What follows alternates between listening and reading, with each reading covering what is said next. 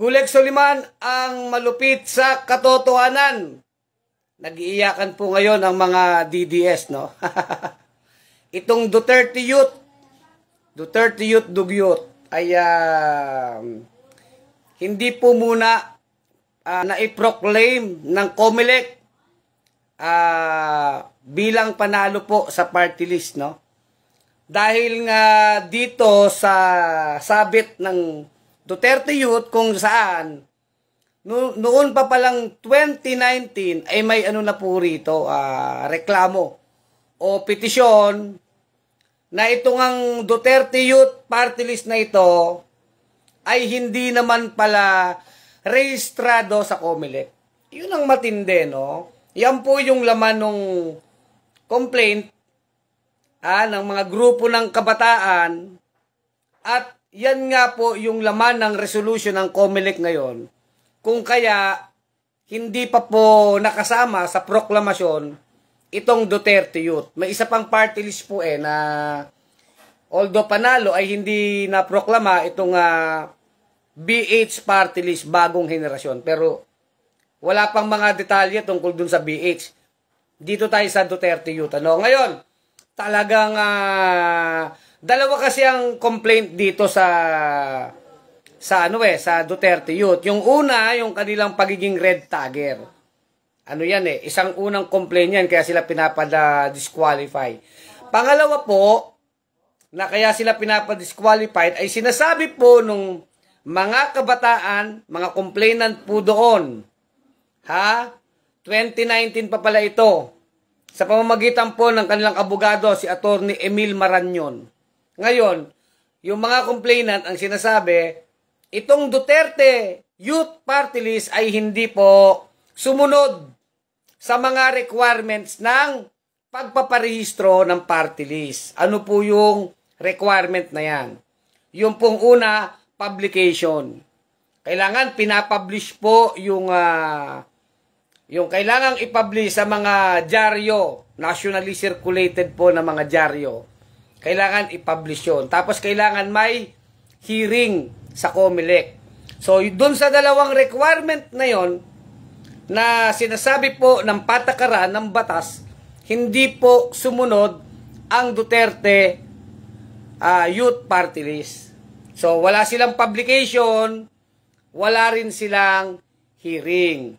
So, yun po yung sinasabi nung complaint ng mga kabataan. Ngayon, yan po ay binigyan ngayon ng linaw ng COMELEC na dahil nga dyan sa reklamo na yan, 2019 pa yan, hindi po sila pinroclaim na panalo, no? Ngayon, ayon sa batas po kasi, ang isang kandidato na void ab initio ang kanilang candidacy, parang itinuturing yan na hindi talaga yan kandidato. Kung ikaw ay na-void or talagang walang bisa ang iyong kandidatura, as if hindi ka kandidato.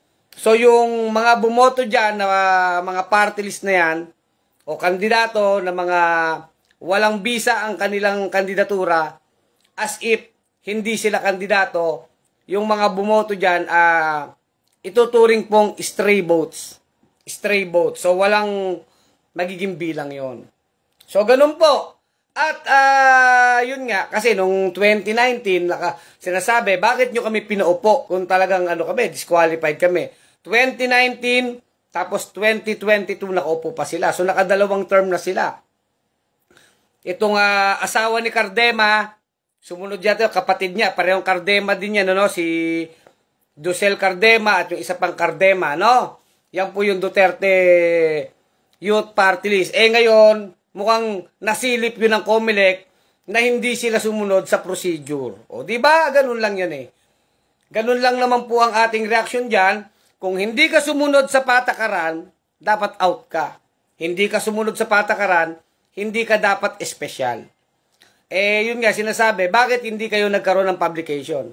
Dapat sagutin yan ng Duterte Youth Party List. Sila Cardema, bakit wala kayong publication? Bakit wala kayong hearing?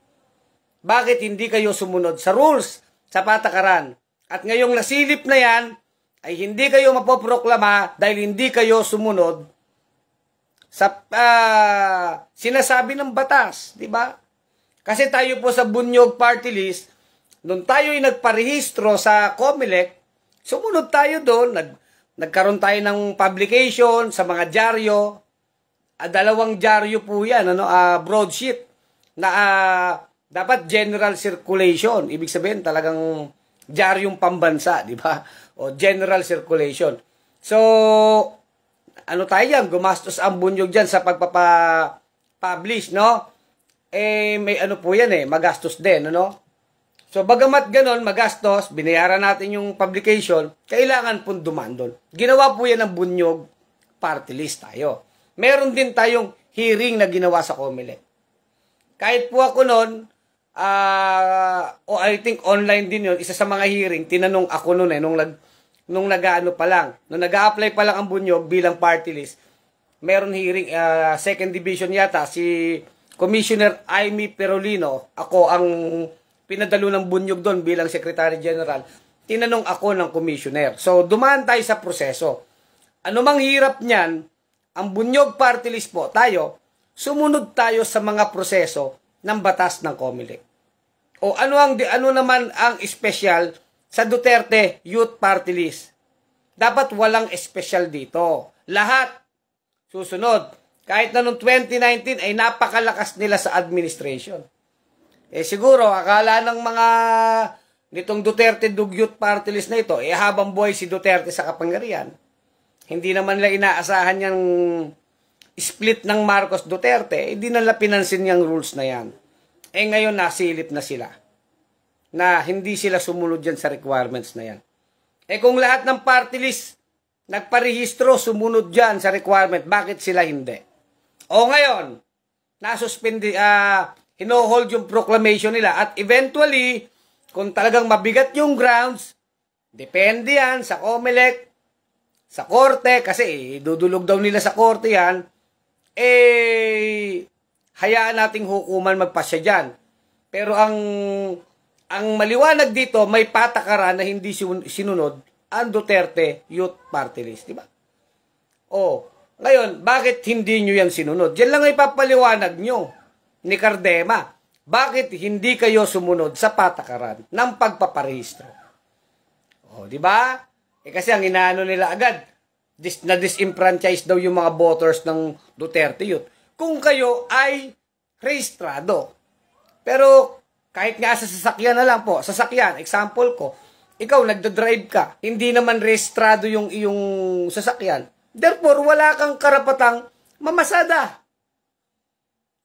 Kung wala kang prangkisa, wala kang prangkisa yung sasakyan mo, wala ring rehistro yung sasakyan, wala kang karapatang bumiyahe yung sasakyan mo sapagkat hindi ka kinikilala ng batas. Ganun din naman sa lahat ng bagay di ba? Kailangan mong magparehistro ng tama. Rehistro lang yun Bakit hindi sinunod ng Duterte Youth? At ngayon, nag-aangal kayo nung nasilip na kayo ng COMELEC. Di ba? Ganun lang kasimple yun. Ngayon, ang bunga ng inyong hindi pagsunod sa patakaran at batas, inaanin nyo ngayon. Busy kayo kare red tag. Puro kayo NPA. In fact, itong Duterte Youth Party List na to, ito'y hindi naman para sa bayan to. Ito ginawa para loyalty kay Duterte. Si Duterte pinaglilingkuran itong mga Youth Party List na ito. Kaya nga yan si Ronald Cardema. Dapat yan ang unang uupo dyan. Kaya lang na-question siya. Kasi hindi naman siya youth Youth siya. Kumbaga hindi naman pasok yung edad niya sa kabataan. Di inalis siya ngayon. Yung asawa niyang pinaupo. May pagka-dynasty din, di ba? Kumbaga pamilya din niyang nakaupo dyan, di ba? So, una yon. Tapos ngayon, hindi sila nakarehistro. Nakalusot sila noong 2019. Nakalusot sila noong 2022 hanggang 2025. Nakadalawang term na sila. Ngayon, nasilip sila. Gusto nila pagbibigyan pa sila uli. Hindi na po yun Kumbaga, hindi dahil nakalusot ka ng 6 na taon, nung nahuli ka, dahil nakalusot ka, palulusutin ka na naman. Kasi ganun ang logic ng sinasabi ni Ronald Cardema. Bakit nyo kami pinaupo noong 2019 to 2022? At from 2022 to 2025, pinaupo pa rin daw sila. Bakit daw ngayon hindi? Simple lang. Hindi na kayo malakas ngayon at ina-apply na sa inyo ang rules. Hindi ko mo nakalusot ka nung 6 na taon, ay makakalusot ka habang buhay. May patakaran tayong sinusunod. At tayo nga sa Bunyog, tayo po sa Bunyog Party List, anumang liit at hirap ng ating organisasyon, wala naman tayong malaking pondo o mga politikong nakasuporta sa atin, anumang hirap ng pag-organize natin, ay tinagaan natin at talagang matyaga po tayong sumunod sa lahat ng patakaran ng COMELEC. Mula sa hearing, publication, mga requirements, mga documentary requirements, mga pagpapatunay ng ating organisasyon, ng ating mga chapter, lahat po, lahat ng patakaran, sinunod natin. Kaya tayo na rehistro. Ikaw hindi ka sumunod, tapos matagal ka dyan. Parang ang ano yan kung ikukumpara natin, itong Duterte Dugyot Party List na ito, kumbaga sa sasakyan, kolorum. Kumbaga kasi dahil kolorum siya, malakas siya dun sa mga enforcer. Parang ganun yun. Isa siyang kolorum na sasakyan. So nakakabiyahe siya. Napagbibigyan siya sa kanyang pagiging kolorum. Hindi siya rehistrado. Wala siyang prangkisa. Ngayon, sa haba ng taon ng kanyang pagiging kolorum, nasanay na siya dun. Ngayon, dumating yung time na nahuli siya ngayon. Di ba? Hindi ka pala rehistrado, bumabiyahe ka. Nahuli ka ngayon, pinatigil ka ngayon, di yan pwede, sumunod ka sa batas. Ganyan din po ang nangyari sa Duterte Dugyot Party List. Matagal silang kolorum na party list, peking party list sila, nung nahuli na sila na hindi sila sumunod sa proseso ng batas ng mga patakaran ng COMELEC, nung nahuli sila at na-hold ang kanilang proclamation, umaangal sila ngayon. Hindi mo naman po masasabing political harassment yan. Kasi may basihan talaga ang COMELEC. May basihan yung petisyon. Actually, 2 yung nagpetisyon sa kanila. 2 grupo. Grupo ng mga kabataan. Nung una, tungkol sa red tagging, na sinasabi kapag ikaw nagre-red tag ka, yan isang halimbawa po yan ng election offense. At yung pangalawa nga po, ito, procedural. Substantive po ito hindi lang to basta technicalities. Substantive po ito na procedure. Hindi sila nag-publication. Walang publication silang ginawa at wala ring hearing. Hindi sila dumaan sa hearing sa COMELEC. Kaya talagang legally speaking, sinasabi mismo ng COMELEC sa kanilang isang dokumento na ang Duterte Party List ay hindi rehistrado. Kaya yan din dapat ang pag-aralan ng COMELEC. Nga naman, kung di rehistrado yan, bakit nyo pinatakbo yan in the first place? Yun din ang tanong natin. Kaya malamang po, matatanggalan to ng, kumbaga, as if hindi sila kandidato. Kumbaga, yung boto, kung sinong bumoto sa kanila, as if hindi sila kandidato, dahil hindi naman sila rehistrado. Kagaya ng isang kolorum na sasakyan. Di ba? Na nagpapalusot. Ngayon, kahit umusok ang ilong ni Cardema, wala siyang magagawa dahil hindi naman nila sinunod yung patakaran at batas. Simple as that. Di ba mga kabunyog, mga kababayan? Di ba? At ang rito, kung sila'y matatanggal, kasi naka-3 seat po sila. 3 seat sila. Parang akbayan, may naka-3 seat. So, a-adjust po yung nanalo. So, maaaring papasok po dito ang Gabriela Party List. I think yung Abono Party List, tsaka itong ang Probinsyano. Mukhang papasok. Kung yung 3 seat ng Duterte Dugyot ay mawawala, ma-adjust po yung seat. So, possible makapasok ang Gabriela Party List. Sinuportahan po ng Bunyog yan. So, tayo ba, ang Bunyog, hindi Sabi nila, baka ipalit na lang daw ang Magdalo Bunyog. Hindi po ganun yun. Ang pagpapalit, ang po niyan, adjustment po yan, depende sa ranking. So, yung from 55, 56, 57, 58, kung talagang ma-disqualified po yung Duterte Youth, tsaka yung BH party list, kung sakasakali, papasok po yung lower 4 na party list, yung pong Gabriela, Abono, ang probinsyano, at saka yung isa, murang kuryente. Parang yun yung na-review ko, no? Na a-adjust yung seat. Makakapasok po yung 4 na party list na yan kapag nabakante yung 4 na seat. So, ganun lang po yan, ano? So, tayo naman, sabi naman natin, kung binoto talaga ng tao yan, sumunod sa batas, ano ba magagawa natin kung binoto talaga ng tao? Ang sinasabi lang po natin, pag hindi ka sumunod sa batas, sa patakaran, wala kang karapatan dyan. Dapat sumunod ka sa batas. Ngayon, kung yan ang pasya ng tao, at sumunod ka sa batas, rehistrado ka, wala tayong magagawa, di pa upuin nyo. Ganun lang naman po ang take ko dyan eh. Kung binoto ng tao at rehistrado naman at maayos, paupuin. Kasi binoto ng tao. Sagrado ang boto ng tao eh. Kaya lang, kung from the start, hindi ka naman pala rehistrado at nasanay na lang sila nagpapalusot, eh hindi katwiran yung nakalusot ka nung mga nakarang taon. Hindi katwiran yun eh. Parang ang kolorum yan. O, hindi ka nahuhuli. Biyahe ka ng biyahe. Nasanay ka, hindi ka nahuli. Eh ngayon nahuli ka. O, ngayon papalusot ka. Sabi mo, nakabiyahe naman ako nung mga nakaraan eh. Or, sasabihin ng Duterte Youth, nakaupo naman kami noong 2019 hanggang 2025, nakaupo kami.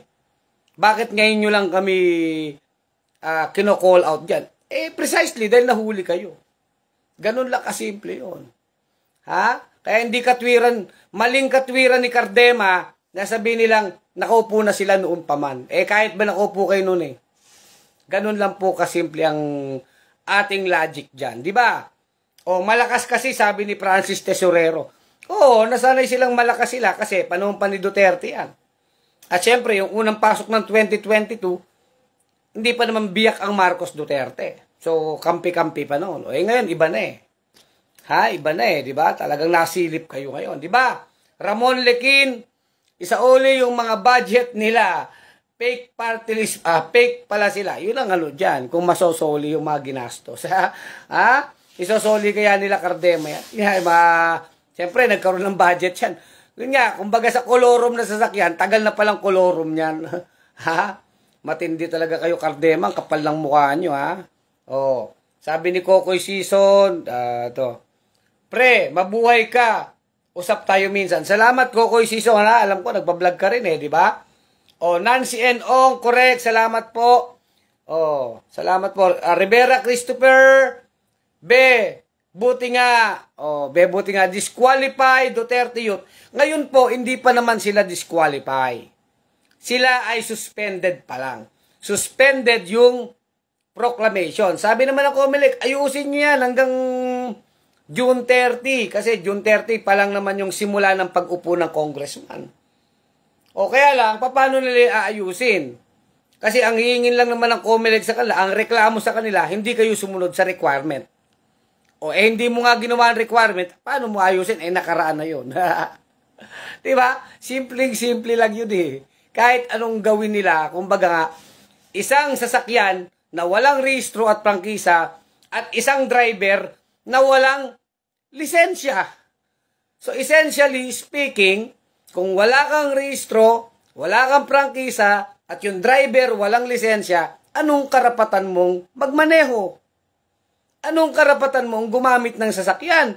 In the same way, anong karapatan nyong maiboto kayo ng tao, itong Duterte Party List na ito, Duterte Youth Party List, kung mula pa sa simula ay hindi naman pala kayo legal na rehistrado.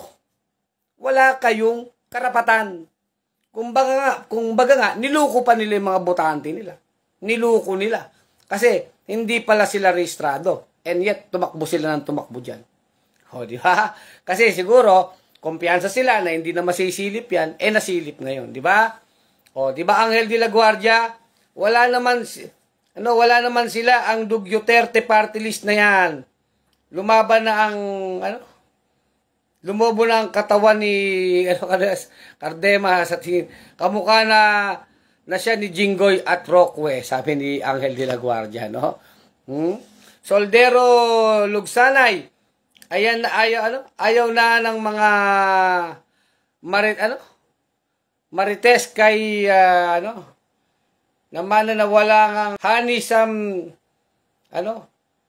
Sam Lori. Dinaya lang yan, kaya nakapasok ang DD sheet. Sa Ed Erstein, nanonood sa atin, Sir Ed Erstein.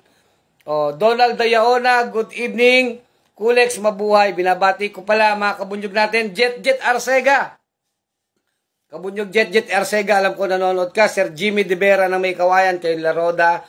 Sir Arcel Anyes ng CDO, ng Cagayan de Oro. Archie Villanueva. Ba't ikaw, di ka nanalo, nagsasayang lang ng oras. At least, hindi man ako nanalo, legal ang aking kandidatura. Hindi ko niloko yung mga taong bumoto sa akin. Nasa tao yan eh. Pero itong Duterte Youth Party List, hindi pala rehistrado, kolorom. Tapos tatakbo-takbo kayo, kolorom kayo. Bakit? Simple lang naman ang tanong dyan eh. Bakit hindi kayo nagkaroon ng publication? Ipapublish nyo lang sa dyaryo, di nyo pa nagawa. Maghihiring lang sa Comelec, bakit hindi nyo ginawa? Yun lang. Bakit? Siguro naisip nila Cardema ng Duterte Dugyot na yan, hayaan mo na yung mga rules na yan. Tayo naman ang siga dito eh. Hayaan mo, malakas tayo sa Malacanang. Ganun ba yon? Ngayon, wala na yung lakas nyo ngayon. Naiipit kayo ngayon. Yari kayo ngayon. Kung tutusin, niloko nyo mga botante nyo. Hindi kayo rehistrado. Kaya, wag nyong sisihin ang kahit sino. So, sino ang dapat sisihin ng Duterte Dugyot Party List? Sisihin nyo mga sarili nyo. Hindi kayo sumunod sa patakaran. Diba? Leonidas Abes, Kileste, magandang gabi, Kulex, mabuhay ang bunyog. Salamat po. Leonidas, Doming Arada, salamat sa iyo. Buti yan para malaman ng mga tao, dito ako, Canada. Salamat Doming Arada, no? Thank you sa inyong mga panonood ha. Cristita Pelerada, good evening Sir Kulex at belated happy birthday sa iyo, Kabunyog Engineer Cristita Pelerada ng Bohol. At happy birthday din po sa ating kabunyog sa Kalumpit, Ma'am Raquel Magtalas, Ma'am Raquel Gatbunton Magtalas ng Kalumpit, Bulacan. Maraming happy birthday sa iyo Ma'am Raquel, Maraming salamat sa lahat ng suporta sa bunyog, Ma'am Raquel. At binabati ko rin sa pangkabunyog natin yung ating naging 7th nominee ng bunyog, si Ka Enteng Barlos ng Taytay Rizal, dyan sa Lupang Arenda. Saludo dami nating mga supporter dyan. Sa Lupang Arenda, dyan sa Taytay Rizal. Happy birthday sa ating kabunyog at urban poor leader, si Kabunyog Enteng Barlos ng Lupang Arenda, Taytay Rizal, no? Ang daming may birthday ngayon, sabay-sabay, no? Sino pa ba? Si Kabunyog, Ma'am Hilnierba, si Ma'am Amor dyan sa Thailand. Bula, Camarines Sur, Ma'am Amor Nierba ng Bula, Camarines Sur, na teacher dyan sa Thailand. Happy birthday po, ma'am, no? Happy na, beautiful pa. Parehas kayo ni Ma'am Raquel Magtalas ng Kalumpit. Daming mga kabunyog may birthday ngayon, no? Di ba, Engineer Cristita Pelarada ng Bohol, di ba po? So, yan, si Kulex, malapit na rin ang birthday, no? So, Ray Fernandez, hi watching from Bahrain, mabuhay ang bunyog. Salamat, Ray Fernandez. Kayo mga kabunyog, anong masasabi nyo kay Ronald Cardema dito sa Duterte Youth Party List, Duterte Youth Party List, di ba? Ako naman, fair naman tayo sa Comelec, kung may kupo na tayo sa Comelec, pero this time, tingin ko po tama naman ginawa ng Comelec. Huwag nyo nang palusitin yung mga kolorum na yan. In fact, yung sinasabi nga, maraming mga peking party list. Hindi naman party list na marginalized o nagre-represent talaga ng advocacy. Ang nire-represent naman ay political dynasty. Ginagamit itong party list para maging extension ng kanilang power, ng kanilang kapangyarihan. So, kumbaga sa isang pamilya, pinadadami pa nila yung congressman nila, yung posisyon nila sa gobyerno. So, maraming party list, hawak ng mga politiko, hawak ng mga dynasties, hawak ng mga negosyante at mga vested interest, di ba? Yan, yung magandang layunin party list system na balahura no? Na balasubas yung napakaganda sanang layunin ng party list na maging boses ng maliliit na sektor, ng mga marginalized sector, ng mga totoong advocacy group na may pinaglalaban, may prinsipyo. Yan po yung rason kung bakit may party list system, para yung mga maliliit na sektor, maliliit na boses, magkaroon ng boses sa Kongreso. Hindi lang mga politikong mayayaman at mga mapepera ang mga congressman dyan sa Congress. Kundi kahit yung maliliit na sektor ay may boses din. Yan ang layunin ng party list system na binaboy po mismo ng mga politiko at malalaking negosyante. Pinasok na rin nila dahil sila yung mga swapang. At ito nga, example nga dito, itong Duterte Youth Party List na to, ito'y maglilingkod hindi sa bayan kung hindi kay Duterte. Loyal ito kay Duterte. Kaya pag sinabi ni Duterte, tumalong kayo sa bangin, tatalon sa bangin yung mga yan.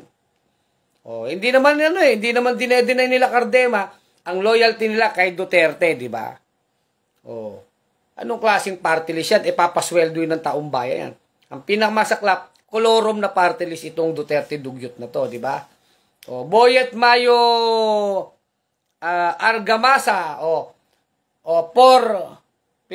pinapadami ang mga confidential, Lupin Klepto Kawatan didishit. Di ba?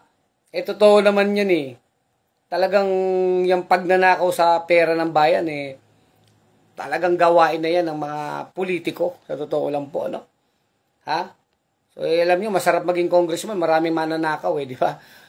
Maliban na lang po sa mga totoong party list na may advocacy talaga at talagang nagsusulong sila ng kabutihan ng kanilang sektor, di ba?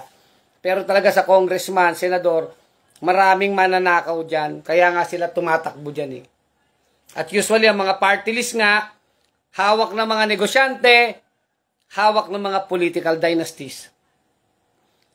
Tuta ng mga politiko, no?